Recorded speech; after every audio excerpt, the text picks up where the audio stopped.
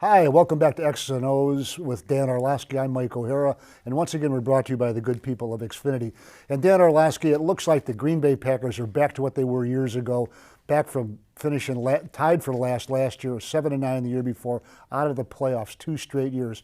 Before we talk about Sunday's game against the Detroit Lions at Ford Field, what do you see in this team, and what do you see in Aaron Rodgers, the way they've been able to get back to double-digit wins again? Well, the big thing with Aaron Rodgers and really this offense is it's close. They've got some kind of just near misses in their offense that are going to even make them more dangerous on the back half of the season, obviously heading into the playoffs. And so are they the explosive offense that maybe many fans have seen in the past over the last 15 years? No, not yet. But they are close to a bunch of big plays, and Aaron Rodgers is starting to understand this offense a little bit more, and Matt LaFleur at the same time. So if they hit those 3 or 4 plays that they're just missing, this is going to be a very difficult team in the playoffs. Well, one of the guys we didn't see in the first game at Lambeau was Davante Adams. They saw plenty of him a couple weeks ago against the Chicago Bears. This is the first quarter, Dan. Break it down. Give us the X's and O's. Tell us what you see on this throw to Davante Adams.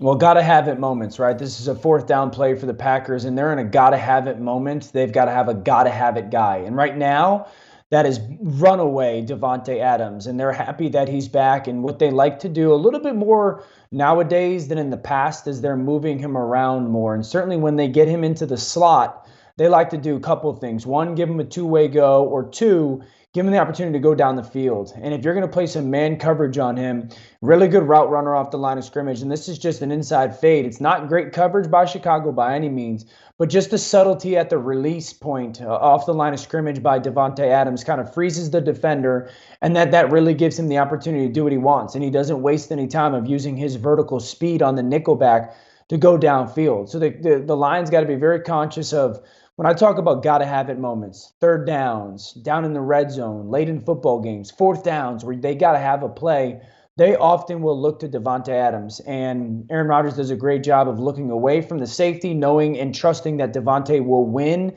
in man coverage. And it's an easy throw by one of the great quarterbacks of all time. Okay, let's move along now, Dan, to the 3rd quarter, and we'll see the same guy, Davante Adams, but a little different play right here. Give us the X's and O's. Tell us what you see. Break it down. Well, you kind of set the formation so the nickel back has to play a little bit more to the field. You put your tight end at to the top and the nickel back, and then you're going to bring the jet motion. So the nickel has to squeeze a little bit. And then off that jet motion, when you just brought that nickel in, then you're going to play fake right to him. So you get him moving towards the ball with the motion. Then you get him with his eyes watching the football on the play fake. Now you've created a window for this pass game. And Davante Adams, really good route runner again, stems vertical and then just squares it off and kind of runs this wrap in route. And so it's really good design by Matt LaFleur of getting that defender. How do you affect the defense? Get that defender to move one way because of motion, and then at the same time as that motion, play fake his way. And you've created this big kind of window, or this gashing window and the gaping window and hole in behind that second level of defense, but really good design. This is a team that loves to use the jet motion, and they love to tie it using play action pass. But again, they're trying to create some windows for Davante Adams. And this is another example of them utilizing 2 things they really like in the jet motion and the play action to get some guys that are really basically, that's an easy throw and read for Aaron Rodgers, but becomes a big play. Well, you can call it gashing, you can call it gaping, whatever you want. That was a 38-yard gain, Danielle. We're going to move along. It's the same possession, and now we see Aaron Jones on this run, a 21-yard run around left end. Give us the X's and O's, Dan. Break it down. Tell us what you see. Well, you set the formation. You have the tight end start on the right, so you want to run at specific people. You know the Bears are going to put their nickel back, number 24, away from the tight end towards the receiving strength. Then you bring the tight end over there. So now that nickel is a guy that you want to run at for the offense. And a couple of things. Packers, their receivers are so willing to be a part of their run game.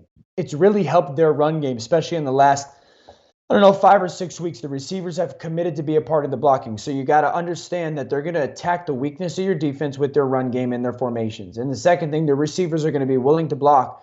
And the third thing is they're going to try to make your secondary people tackle. You'll see the corner does not want to tackle Aaron Jones. Aaron Jones is one of those backs that invites that kind of contact and looks forward to it. And so the Lions, how do you want to fit where the tight end lines up? Those defenders, both the linebackers and defensive back, got to be really aware of where those receivers are and if they're going to crack down on it.